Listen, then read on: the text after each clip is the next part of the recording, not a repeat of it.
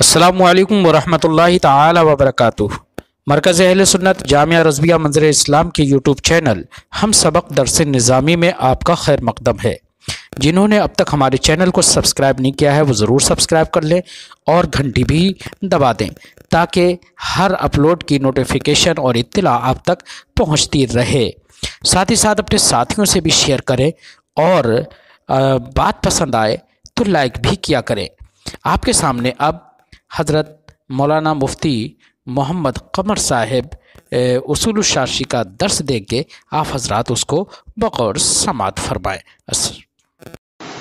السلام علیکم ورحمۃ اللہ وبرکاتہ۔ بسم اللہ الرحمن الرحیم۔ ثم اذا ترجح بعض وجوه المشترك بغالب الرأي يسير مؤولا۔ ما قبل میں آپ نے مشترک کی تعریف اور اس کا حکم ملاحظہ کیا۔ یہاں سے مصنف علیہ الرحمہ مؤول کی تعریف اور اس کا حکم اور چند مثالیں پیش فرماتے ہیں۔ فرماتے ہیں کہ مشترک کا کوئی ایک معنی جب غالب رائے کے ذریعے سے راجح ہو جائے تو اس مشترک کو کیا کہا جاتا ہے؟ مؤول کہا جاتا ہے۔ لفظ مشترک کا کوئی ایک معنی جب غالب رائے کے ذریعے سے یعنی کہ دلیل ظنی کے ذریعے سے راجح ہو جائے، متعین ہو جائے تو اس کو کہتے ہیں مؤول۔ مؤول کا حکم یہ ہے کہ اس پر عمل کرنا تو واجب ہے لیکن خطا کے احتمال کے ساتھ۔ کائے کے احتمال کے ساتھ؟ خطا کے احتمال کے ساتھ۔ اب مؤول پر خطا کے احتمال کے ساتھ عمل کرنا کیوں واجب ہے؟ وہ اس لیے واجب ہے کہ جب لفظ مشترک کے کسی ایک معنی کو دلیل ظنی کے ذریعے سے راجح کیا ہے تو چونکہ دلیل ظنی مفید یقین نہیں ہوتی ہے، تو اب جس دلیل ظنی کے ذریعے سے کسی ایک معنی کو راجح کیا ہے تو اس کے اندر اب دونوں احتمال ہیں، اس کے درست ہونے کا بھی احتمال ہے اور اس کے خطا پر بھی ہونے کا احتمال ہے۔ یعنی جس مجتہد نے کسی دلیل ظنی کے ذریعے سے لفظ مشترک کے کسی ایک معنی کو راجح کیا ہے تو یہ بھی ہو سکتا ہے کہ وہ مجتہد درستگی پر ہو اور یہ بھی ہو سکتا ہے کہ وہ مجتہد درستگی پر نہ ہو کر کے بلکہ خطا پر ہو۔ تو جب تک خطا کا ظہور نہیں ہوگا اس وقت تو کہا جائے گا کہ مؤول پر عمل کرنا واجب ہے واجب، اور جیسے ہی خطا کا ظہور ہو جائے گا تو کہا جائے گا کہ اب مؤول کا حکم کیا ہو گیا؟ فاسد ہو گیا۔ تو چونکہ دلیل ظنی کے ذریعے سے مشترک کے کسی ایک معنی کو راجح کیا جاتا ہے اور دلیل ظنی مفید یقین نہیں ہوتی ہے، اس لیے مؤول کا حکم یہ ہوا کہ اس پر عمل کرنا واجب ہے لیکن غلطی کا احتمال باقی رہے گا۔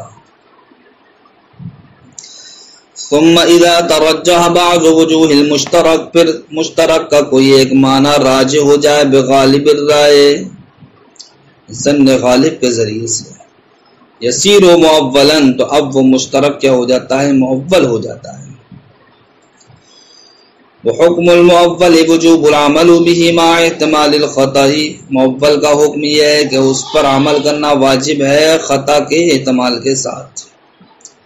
ومثله في الحكميات ما قلنا اذا اطلق الثمن في البيع كان على غالب نقد البلد وذلك بطريق التعويل۔ یہاں سے مصنف علیہ الرحمہ مؤول کی مثالیں پیش فرمانا چاہتے ہیں۔ مؤول کی مثالیں حکمیات میں، پہلی مثال یہ پیش کی مصنف علیہ الرحمہ نے مؤول کی کہ جب کسی انسان نے بیع میں ثمن کو مطلق رکھا، بیع میں ثمن کو مطلق رکھا، یعنی کہ کسی انسان نے یہ کہا کہ میں نے اس کو 10 درہم میں بیچا، دوسرے انسان نے کہا کہ ہاں میں نے اس کو 10 درہم میں خریدا، اب یہ نہیں بتایا کہ وہ درہم کون سے درہم ہے، کہاں کے درہم ہے، کس شہر کے درہم ہے، کس ملک کے درہم ہے۔ تو فرماتے ہیں ایسی صورت میں اس درہم کو نقد بلد پر، غالب نقد بلد پر معمول کیا جائے گا، یعنی کہ جو شہر میں زیادہ رائج ہوگا اس زیادہ رائج پر معمول کیا جائے گا۔ کیوں صاحب غالب نقد بلد پر معمول کیا جائے گا؟ اس لیے کیا جائے گا کہ قاعدہ ہے کہ جب بیع میں ثمن کو مطلق رکھا جائے تو اس وقت اس سے اس کا فرد کامل مراد لیا جاتا ہے۔ تو ثمن کا فرد کامل وہ ہوگا جو شہر میں زیادہ رائج ہوگا، تو مطلق کا فرد کامل اب وہ ہوگا جو شہر میں زیادہ رائج ہوگا۔ اس لیے مصنف الرحمہ فرماتے ہیں کہ جب بیع میں ثمن کو مطلق رکھا گیا تو مطلق رکھنے کی صورت میں اس ثمن کو محمول کیا جائے گا کائے پر؟ غالب نقد بلد پر، اور یہ محمول کرنا یہ بطریق تعویل ہے، بطریق تعویل۔ یہ اس وقت تک ہے جناب والا جب کہ اس شہر میں نقود مالیت میں مختلف نہ ہو، یعنی کہ نقود اگرچہ رواج میں مختلف ہوں، یعنی کہ پیسے کچھ نوٹ کی شکل میں چل رہے ہوں، کچھ ریزگاری کے شکل میں چل رہے ہوں، لیکن مالیت کے اعتبار سے وہ تمام کے تمام پیسہ کیا ہونا چاہیے؟ برابر ہونا چاہیے۔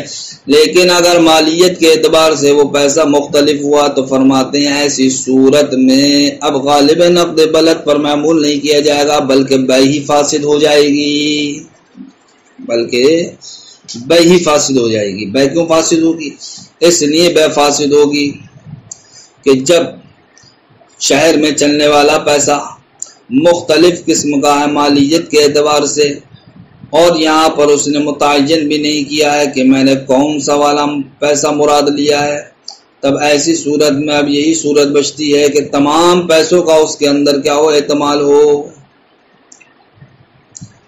کہ وہ 10 درہم فلاں بھی ہو سکتے ہیں، فلاں بھی ہو سکتے ہیں، فلاں بھی ہو سکتے ہیں، ان تمام کا احتمال ہو تب تو وہ بیع جاری رہ سکتی ہے۔ فرماتے ہیں اگر ہم تمام جتنے بھی نقود جو مالیت کے اعتبار سے مختلف ہیں اور شہر میں چل رہے ہیں، اگر ان تمام کا احتمال ہو مطلق ثمن کی صورت میں، تب ایسی صورت میں بیع اس لیے فاسد ہو جائے گی کہ اب لازم یہ آئے گا کہ یہاں پر کیا ہو جائے؟ عموم ہو جائے۔ اور آپ جانتے ہیں کہ مشترک میں عموم جائز نہیں ہے، کہ مشترک میں عموم جائز نہیں، تو اب شہر میں تمام طرح کے نقود کو مراد لینا یہ بھی جائز نہیں۔ اس لیے فرماتے ہیں کہ جب نقود کیا ہوں شہر میں مالیت میں مختلف ہو تب ایسی صورت میں بیع کیا ہو جائے گی؟ فاسد ہو جائے گی۔ بیع اس وقت درست ہوگی جب کہ نقود کیا ہو مالیت میں سب کے سب برابر ہوں، اگرچہ رواج میں کیا ہو مختلف ہوں، تب ایسی صورت میں بیع میں جو مطلق ثمن رکھا گیا ہے اس کو غالب نقد بلد پر معمول کیا جائے گا، اور یہ معمول کرنا بطریق تعویل ہوگا۔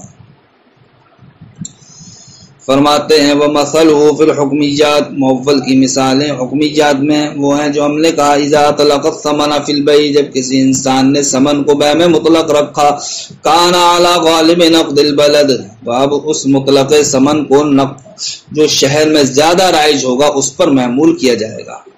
وذالک بطریق التعویل، اور غالب نقد بلد پر معمول کرنا مطلق ثمن کو یہ کیا ہے؟ یہ بطریق تعویل ہے۔ وَلَوْ كَانَتِ النُّقُودُ مُخْتَلِفَةً، یہ اس بات کا جواب ہے کہ جناب والا یہ غالب نقد بلد پر معمول کب کیا جائے گا؟ اس وقت کیا جائے گا جبکہ نقود کیا ہو مالیت میں برابر ہوں، برابر۔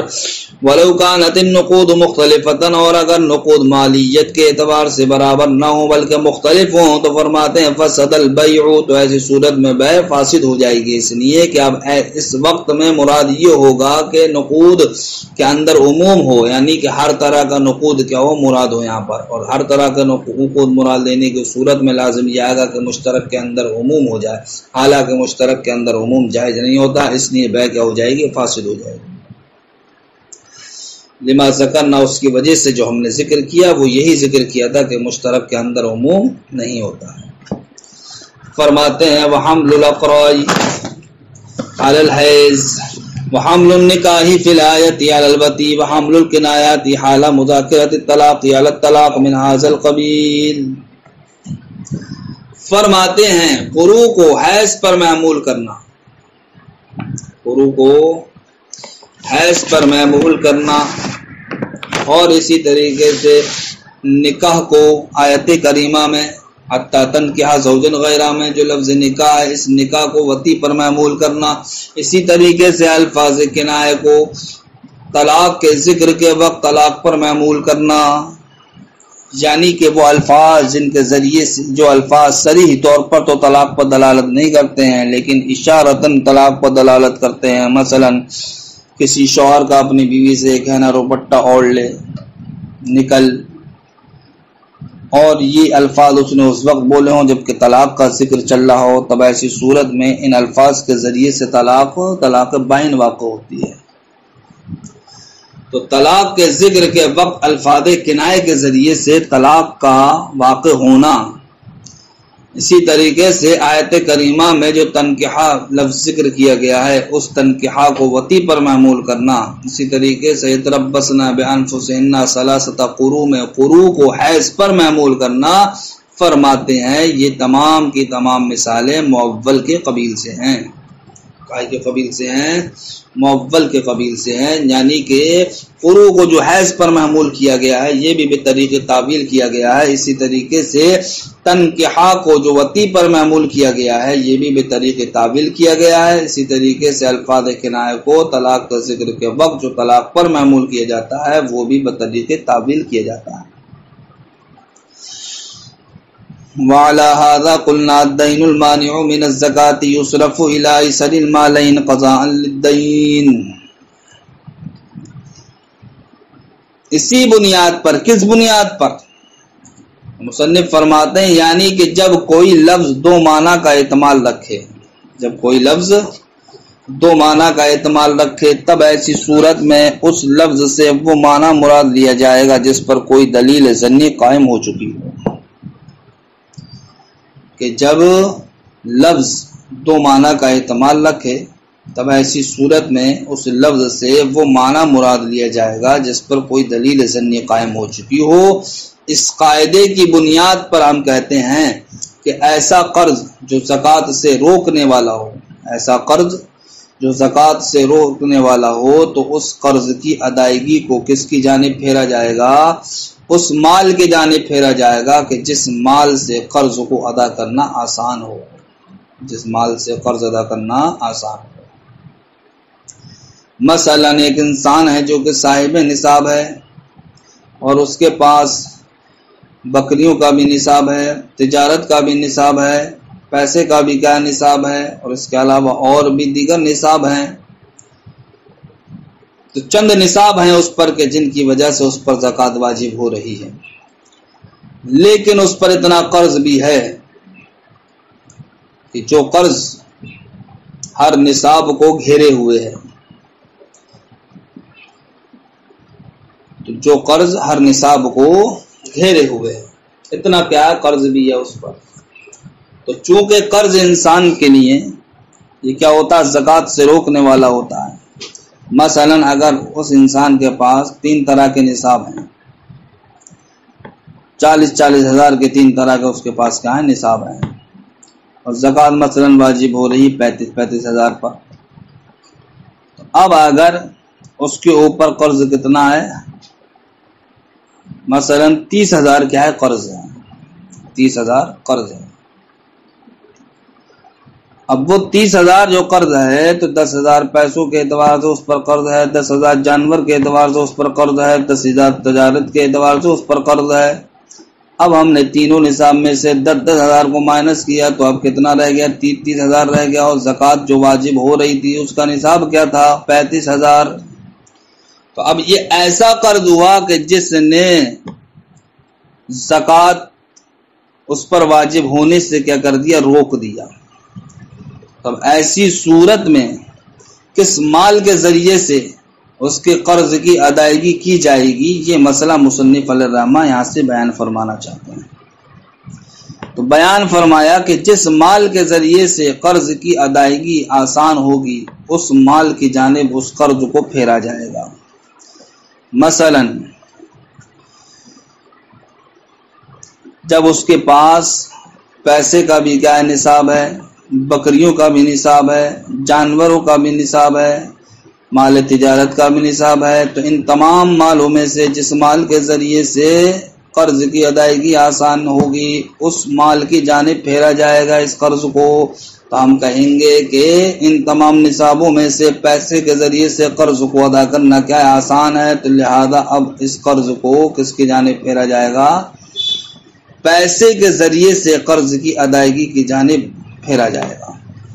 یعنی کہ اب یہ حکم لگایا جائے گا کہ پیسے کے ذریعے سے اولاً کیا کیا جائے، قرض کی ادائیگی کی جائے، اس لیے کہ پیسوں کو ذریعے سے ڈائریکٹ قرض کی ادائیگی ہوگی، برخلاف دوسرے مال کے ذریعے سے کہ پہلے ان مالوں کو بیچنا پڑے گا، پھر مال بیچنے کے بعد اس پیسے سے کیا کیا جائے گی، قرض کی ادائیگی کی جائے گی۔ تو دیکھیے ان چند نصابوں کی صورت میں قرض کو ادا کرنا پیسے کے ذریعے سے کہتا آسان تھا، اس لیے قرض کی ادائیگی کو پیسے کی جانب پھیرا جائے گا۔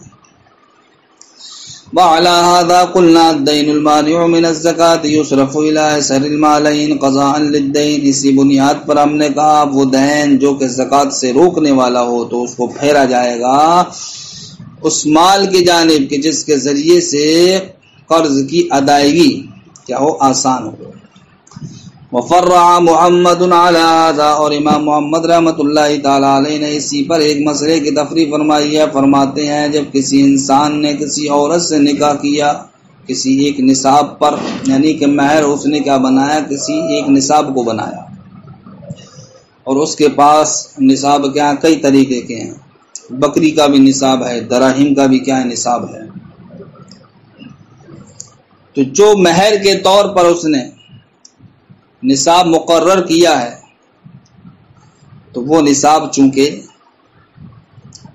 عورت کا کیا ہے، حق ہے، یعنی کہ مہر جب عورت کا حق ہے تو اب جس نصاب پر اس نے عورت سے نکاح کیا ہے تو اب وہ نصاب بیوی کا کیا ہو جائے گا، حق ہو جائے گا، اور شوہر کیا ہو جائے گا، اس نصاب کا ذمہ دار ہوگا۔ وہ نصاب شوہر پر کیا رہے گا، قرض رہے گا، قرض سے جب تک کہ وہ اس کی ادائیگی نہیں کر دے گا اس وقت تک وہ نصاب کیا رہے گا، شوہر پر قرض رہے گا۔ تو اب مسئلہ یہ ہے کہ جب کسی انسان نے کسی عورت سے کسی نصاب پر کیا کیا، نکاح کیا، اور اس مرد کے پاس بکریوں کا بھی نصاب ہے اور اس مرد کے پاس دراہم کا بھی کیا نصاب ہے، تو اب جب کہ مہر کو اس نے کیا بنایا، نصاب بنایا ہے، تو اب ایک نصاب اس کے اوپر کیا ہو گیا، قرض ہو گیا۔ تو اب اس قرض کی صورت میں کس مال کے ذریعے سے ادائیگی کی جائے گی؟ تو فرماتے ہیں جو اوپر قاعدہ بیان کیا گیا کہ جس مال کے ذریعے سے ادائیگی قرض کی کرنا آسان ہو اسی مال کی جانب اس قرض کو پھیرا جائے گا۔ تو امام محمد رحمۃ اللہ تعالی علیہ فرماتے ہیں ایسی صورت میں جب کہ کسی مرد نے اپنی عورت کا مہر کسی نصاب کو بنایا ہو اور اس مرد کے پاس بکری کا بھی نصاب ہو، دراہم کا بھی نصاب ہو، تو ایسی صورت میں اس مہر کو کس کی جانب پھیرا جائے گا، دراہم کی جانب پھیرا جائے گا، بکری کے نصاب کی جانب نہیں پھیرا جائے گا بلکہ دراہم کے نصاب کی جانب اس کو پھیرا جائے گا۔ کیوں؟ اس لیے کہ جس نصاب پر مرد نے عورت سے نکاح کیا ہے وہ نصاب کیا بنا، مہر، اور جب تک وہ ادائیگی نہیں کرے گا وہ مہر کیا رہے گا، اس مرد کے حق میں قرض رہے گا، لہذا قرض کی ادائیگی بکری کے بمقابل دراہم کے ذریعے سے کرنا آسان ہے، اس لیے ایسی صورت میں اس نصاب کی ادائیگی کو پھیرا جائے گا دراہم کی نصاب کی جانب۔ یہاں تک کہ اگر امام محمد رحمۃ اللہ تعالی علیہ فرماتے ہیں تو ان دونوں نصابوں پر سال بھی گزر گئی ہو تو ایسی صورت میں دراہم والے نصاب پر تو زکوٰۃ واجب نہیں ہوگی، برخلاف بکریوں کے نصاب کے کہ ان بکریوں کے نصاب میں کیا ہو جائے گی، زکوٰۃ واجب ہو جائے گی۔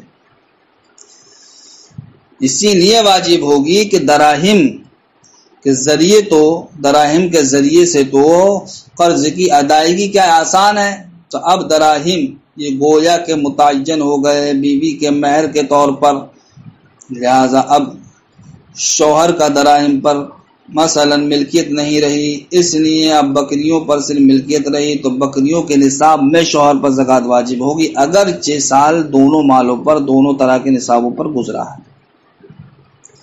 وفرع محمد علی ھذا، اور امام محمد رحمۃ اللہ تعالی علیہ نے مذکورہ قاعدے پر ایک مسئلے کی تفریح فرمائی ہے۔ فقال، تو فرماتے ہیں، اذا تزوج امرأۃ علی نصاب، جب کسی انسان نے کسی عورت سے ایک نصاب پر نکاح کیا، وَلَهُ نصاب من الغنم، اور اس مرد کے پاس بکریوں کا بھی نصاب ہے، وَنصاب من الدراہم، اور کیا دراہم کا بھی نصاب ہے، تو یصرف الدین الی الدراہم، تو اب ایسی صورت میں قرض کو پھیرا جائے گا دراہم کی جانب۔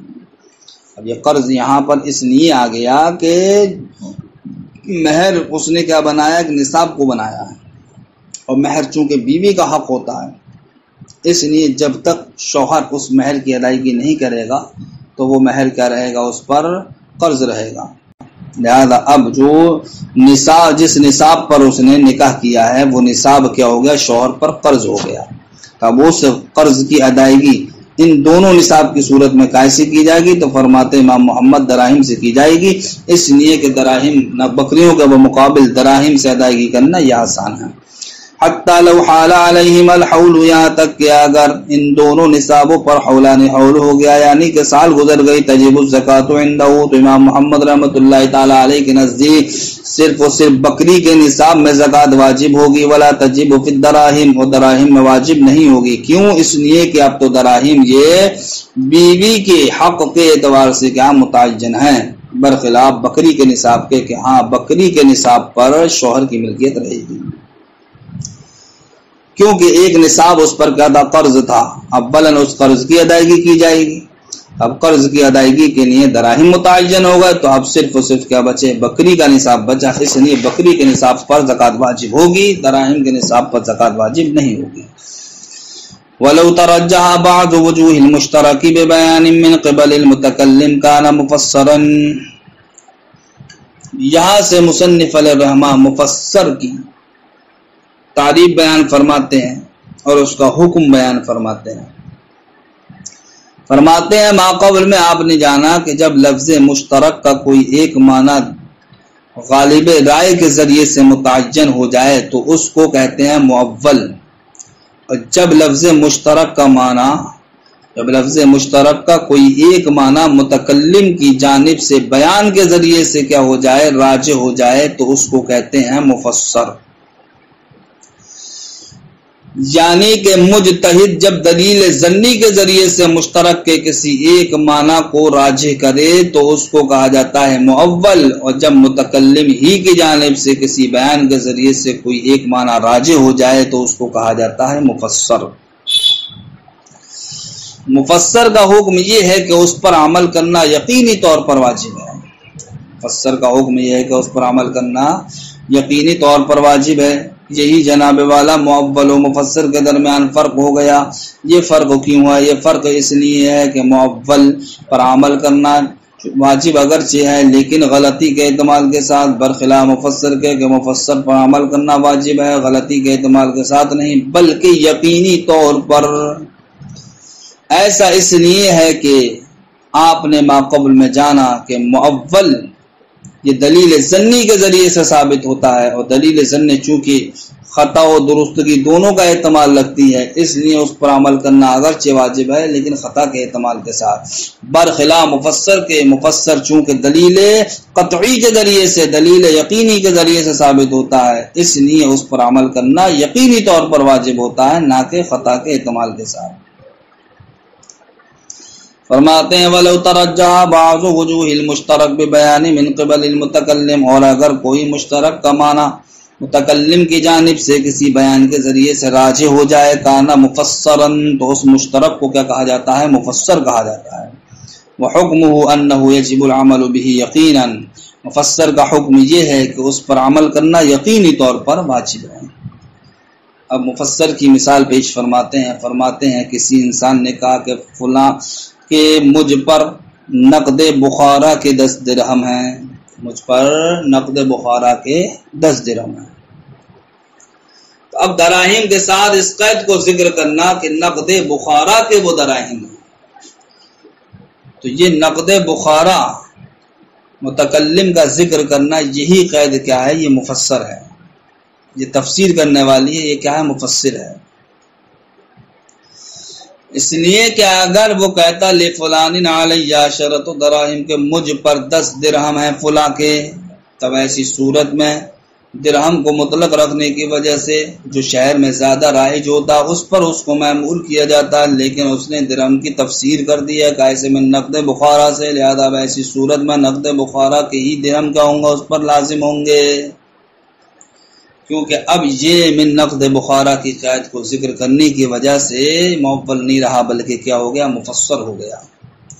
اور مفسر چونکہ جناب والا معول سے زیادہ درجہ رکھتا ہے، زیادہ پاور رکھتا ہے، زیادہ طاقت رکھتا ہے، تب ایسی صورت میں اب معول پر عمل نہیں کیا جائے گا کہ ہم کہیں کہ اس صورت میں بھی جو شہر میں زیادہ رائج ہوں ان دراہم کو دیا جائے گا، بلکہ اب ہم یہ کہیں گے جو نقد بخارا کے دراہم ہوں گے وہی مقیر پر کیا ہوں گے؟ لازم و ضروری ہوں گے۔ فرماتے ہیں مثالہ، اس کی مثال یعنی کہ مفسر کی مثال، اذا قال لفلان علی 10 دراہم من نقد بخارا، جب کسی انسان نے کہا کہ فلاں کے مجھ پر نقد بخارا میں سے 10 درہم ہیں، فقولہ من نقد بخارا تفسیر لہ، تو اب اس کا یہ قول من نقد بخارا یہ دراہم کی کیا ہوگا؟ تفسیر ہوگا۔ فلولا ذالک، اس لیے کہ اگر یہ جملہ نہ ہوتا من نقد بخارا لکان منصرفا الی غالب نقد البلد، تو اب دراہم کو جو کہ مطلق رکھے گئے تھے ان کو پھیرا جاتا شہر میں زیادہ رائج والے دراہم کی جانب بطریق تعویل۔ فیترجح المفسر، لیکن جب من نقد بخارا کی قید کو ذکر کر دیا گیا تب ایسی صورت میں مفسر کیا ہوگا؟ راجح ہوگا۔